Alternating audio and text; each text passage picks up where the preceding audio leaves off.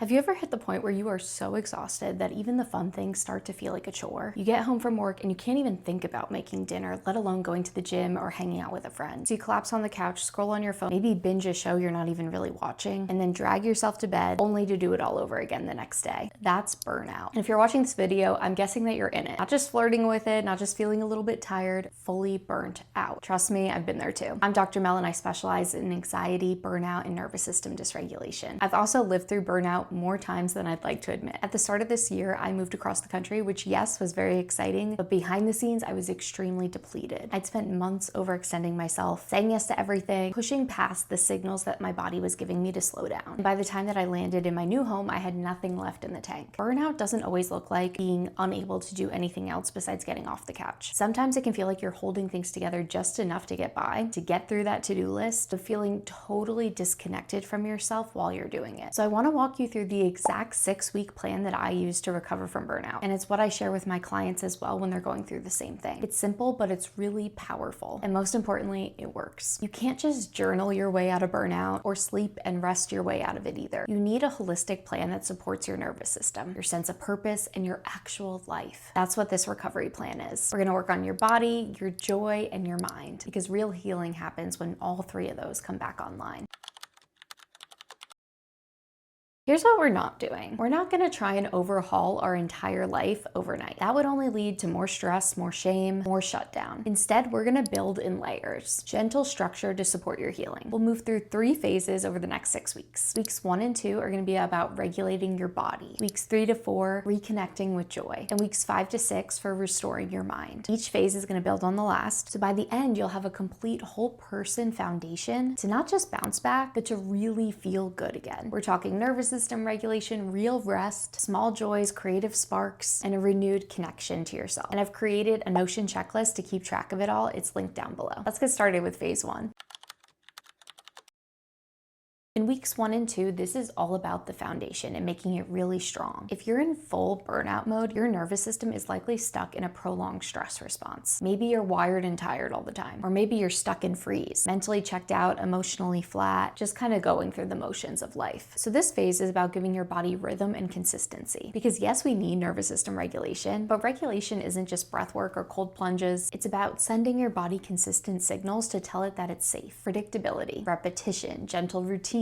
That's what starts to shift things. So in these first 2 weeks, we're focusing on 3 things to really regulate your body. Rhythmic structure, so that includes sleep times, wake times, meal times, gentle daily movement, and prioritizing real sleep. And we're gonna layer in 1 daily mind practice that is so important to do for the full 6 weeks. So step 1, anchor your daily rhythm. Burnout wrecks your internal clock. Maybe you've been staying up way too late to feel like you actually have time for yourself. You're skipping meals or you're grazing all day. That lack of rhythm keeps your nervous system in survival mode. So this phase, I want you to pick a consistent wake up and bedtime. You're gonna stick to them, yes, even on the weekends. Your body needs rhythm to regulate. When you wake and sleep at the same times every day, your cortisol, your melatonin, your blood sugar, all of it starts to stabilize. And another really important rhythm to have in place is when you're eating your meals. I'm not saying that you need to meal prep quinoa bowls every Sunday, but I am saying to eat 3 meals around the same time every day. When you're burnt out, it's so easy to grab a box of crackers at 9 p.m. and call it dinner. But your body needs nourishment to recover. So this is what I suggest. Eat 3 meals a day, roughly 4 to 6 hours apart. Keep it simple, let it get repetitive. This doesn't need to be the most gourmet meals you've ever had in your life. Breakfast, you can do eggs, you can do chia puddings, you can have some fruit and toast. Lunch might be a sandwich or a wrap with protein in it. Dinner, you could have protein, veggies, some rice, simple salad with beans. Try to come up with a handful of meals that you can just rotate between. We want to take as much decision fatigue off of our plate as we can, so just keep it simple. Think of this step as creating a gentle routine that your body can rely on. That alone can start to lift the brain fog and be one less thing that you have to worry about. Step 2, move your body every day. This is not about losing weight or becoming a gym girly overnight. This is about reconnecting with your body. When you're burnt out, you feel disconnected, like your body is just something you're dragging through every day. But movement can really help you come back into your physical self. It resets your energy, it builds momentum. You don't need motivation, you need motion. You can walk around the block, stretch for 10 minutes. If you like like going to the gym and lifting weights, you can start getting back into the routine of doing that. It really doesn't matter what it is, just that you do it. And you might be thinking, I'm exhausted, I don't want to move. And to that, I have a little bit of tough love. If rest was really what you needed, after all the time of sitting on the couch, scrolling on your phone, wouldn't you feel better by now? And I say that with love, but I mean it. Scrolling on your phone, just laying on the couch, it gives the illusion of rest, but it never actually refuels and restores you. Movement does. It creates a shift. It creates that momentum, because once that shift happens, suddenly it's so much easier to do everything else. It feels easier to text your friend back, to clean out that drawer, put away the laundry, to remember what it feels like to have momentum. So start small and do it every day to build that consistency. I know this one's obvious, but it's also the one that goes out the window immediately when you're feeling burnt out. When you're burnt out, your sleep can be all over the place. Either you can't fall asleep or you're sleeping for 10 hours and still feeling exhausted. So let's bring in some structure. This is your sleep checklist for weeks 1 and 2. Screens off 30 to 60 minutes before bed. That blue light from your devices spikes your cortisol and makes it way harder to fall asleep. Next, you're gonna create an unwind routine, something that feels really calming. If you want more help with that, I do have a whole video on an evening routine that helps regulate your nervous system. And 3, if you're able, you're gonna keep your phone out of your bedroom at night. Charge it in your bathroom, in your kitchen, your office. We do not want that phone in arm's reach. Sleep is where your brain restores itself. Your body heals, your hormones rebalance, and it only happens when your sleep is consistent. Even if you don't fall asleep easily at first, I want you to really stick to the plan for 2 weeks. It can take time to retrain your system. This is the one step for mine that we're gonna start on day 1. I want you to start it now and continue it for the entire 6 weeks of the plan. It's that important. Every morning, sit down and write 3 journal pages. Stream of consciousness, whatever's in your head. This is a practice from Julia Cameron's book, The Artist's Way. It really helps with creative burnout recovery. I have used this practice in so many seasons of my life when I'm feeling burnt out, when I'm feeling really lost or directionless, and it really brings me back. Your morning pages don't have to be poetic or insightful. In fact, it will probably be a lot of venting in the beginning. Let it be messy. That's the entire point. Morning pages are like a daily mental detox. They help clear out the clutter in your mind so you can think straight again. And this is the magic. Around week 2, you're gonna start to notice a shift in what you're writing. You'll start to feel curious, creative, motivated. You'll remember who you are under the burnout. You'll start to hear your own voice again. So for now, just write every day with no rules, no filter, no pressure. So that's phase 1. Rhythm, movement, sleep, your morning pages. You don't need to feel inspired yet. You just need to show up. Your body needs rhythm. It needs safety. It needs reminders that you're here and you care. And once those foundations are in place, we're gonna layer in some joy, help you get your spark back. That's how we rebuild, 1 layer at a time.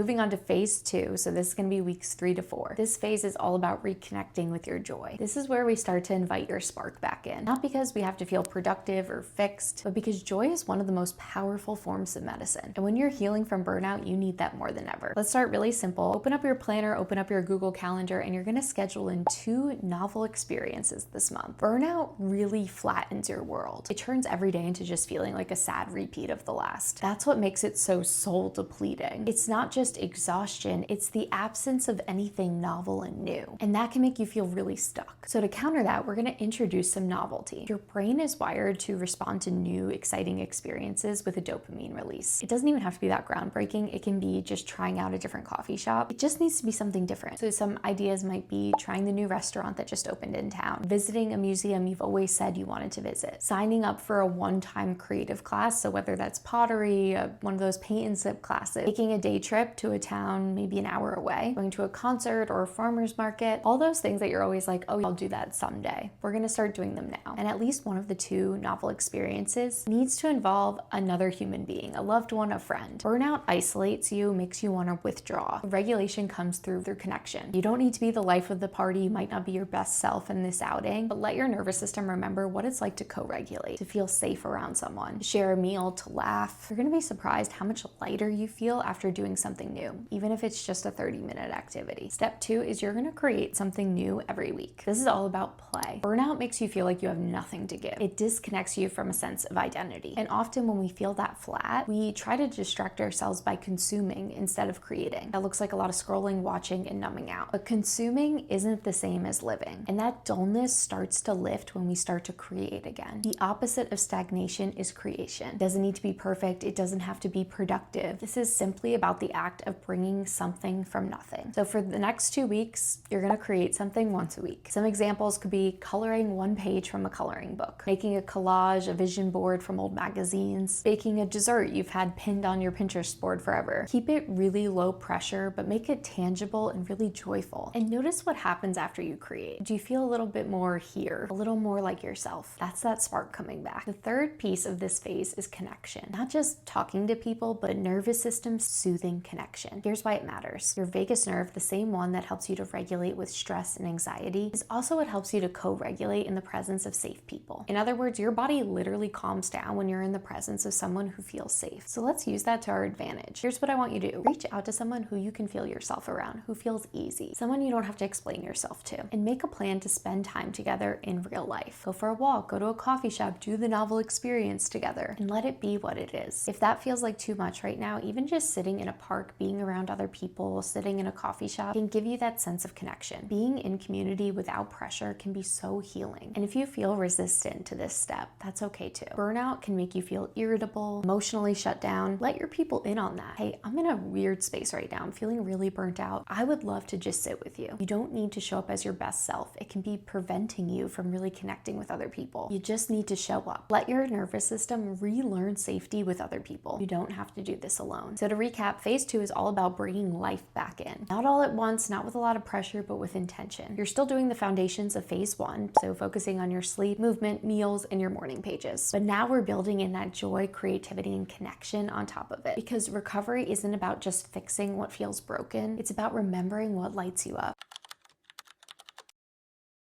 Welcome to phase 3, the final phase of the Burnout Recovery Plan, Restore the Mind. If you've made it here, I just want to pause and say congrats. You should be really proud of yourself for putting in the work. Most people don't take the time to fully recover from burnout. They wait until they feel a little bit better and then they jump right back into things. And often that's the chaos that burned them out in the first place. But you're doing something different. You are building something sustainable, something more true. You are choosing yourself. This final phase is about restoring clarity, confidence, and power over your own life again. You're not crawling back to normal, you're building something new. We're gonna end where we started with morning pages. By now you've probably noticed a shift. Maybe you've started asking better questions in your journal. You've uncovered some things that you've been tolerating that you're not okay with anymore. Maybe you've even remembered dreams and desires that got buried under all that burnout. So in this phase, keep writing. Even if your entries are repetitive or messy, this is your mirror for how you're feeling. It's your daily ritual of coming back to yourself. And now that you're feeling a little bit more regulated, a little more resourced, your pages might reveal something deeper.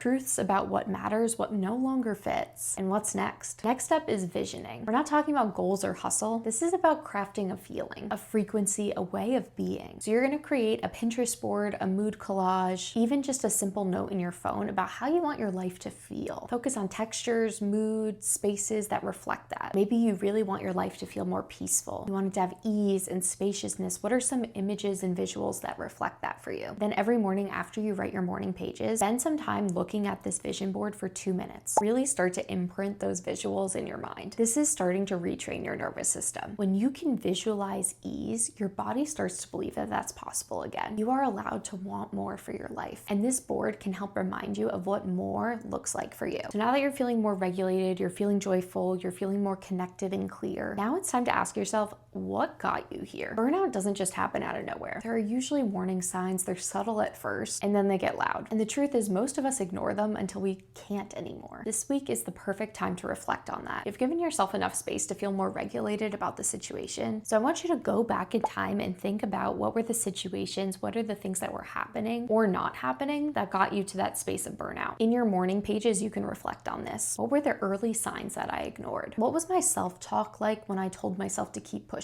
It's fine, I'll rest later. It's just a busy season, I don't have a choice. Think back to what your self-talk was like. What were the moments I knew something was off? And when did I override my own needs? This step can be uncomfortable, but it's also really liberating because once you name the pattern, you can stop repeating it. Burnout recovery isn't just about feeling better. It's about learning how to stop that process from occurring again. So write it down, acknowledge the truth of it, and then move on to the next step. You've done the healing, now comes the maintenance. Burnout isn't always avoidable. Life happens, but you can design a system that makes it easier to stay grounded even when things get hard. So I want you to reflect on this. What from the last 6 weeks habits is worth keeping? What rhythms, routines feel right to you? For example, are you going to continue your morning pages? Will you keep up with a consistent bedtime routine? Are Sunday night check-ins a new thing for you? Will you get stricter boundaries around screen time, your work hours? Build out a short list of 3 to 5 things that are going to be your new non-negotiables. These are the things that are going to keep your nervous system nice and regulated. You might modify some of the activities we did in the past 6 weeks, or you might come up with new ones based on what you now need. This becomes your burnout prevention plan, perfectly tailored to you. This step is optional, but if you're still feeling really depleted, foggy, or anxious, especially after you go through these 6 weeks, I'd really consider digging deeper into more lab testing. I have a full freebie guide on what labs to order, but these are some of the labs I definitely recommend. Getting a full thyroid panel, a full iron panel, checking in on your vitamin B12, vitamin D, looking at some inflammation markers too. Again, you can see a full list in the guide below. Some herbs I really like to support the nervous system in this phase 2 are ashwagandha, especially if you're feeling really emotionally flat and depleted. Rhodiola, holy basil, lemon balm, or passion flower if you're a big overthinker, very anxious. I personally drank 1 to 3 cups of Earth Blend by Mind Body Herbals when I was in my burnout recovery phase, and I really feel like that herbal blend just helped give me enough of a lift to make all the other habits that I was working on a lot easier. So that's phase 3, restore your mind, not just for focus and productivity, but really your inner compass. You've reconnected to yourself through writing, reimagined your future through visioning, identified old patterns, and created a system to protect your energy moving forward. You are not the same person that you were 6 weeks ago. You're wiser, you're stronger, you're softer, you're more in tune with what matters. And that's the real win. This is how we heal. One layer, one phase at a time. Make sure that you download the Notion template below. It's gonna provide that accountability and that extra support through each phase of the Burnout Recovery Plan. You can repeat this plan anytime that you feel like you're slipping into burnout. You don't need to wait for a full burnout meltdown. Burnout might have stolen your energy. It might have made you question your self-worth, your identity, your purpose. It might have made your world feel really small, but it doesn't have to get the last word. You're not stuck, you're not lazy, you're not broken. You were doing the best with what you had. And now you have better tools. You've spent the past 6 weeks rebuilding from the inside out. Even if no one sees it, that matters. That inner work is the foundation of everything else. But here's the tough love part. If you go back to your same life, the one that burned you out without changing anything, you're gonna end up right back here. So something has to shift. And that shift starts with choosing yourself. Before the inbox, before the pressure, before the productivity guilt, you don't exist to keep up. You exist to feel alive, to connect, to be here in your life. Your nervous system isn't a machine, it's a compass. And now that you're listening, don't stop. Keep the rhythm, keep the rituals, keep the new non-negotiables that you discovered. You don't need another reset. You need a life that doesn't require you to constantly be recovering. And if you ever forget that, come back to this video, come back to your checklist. I hope you never forget how capable you are. You've got this. Until next time, I'm rooting for you every step of the way.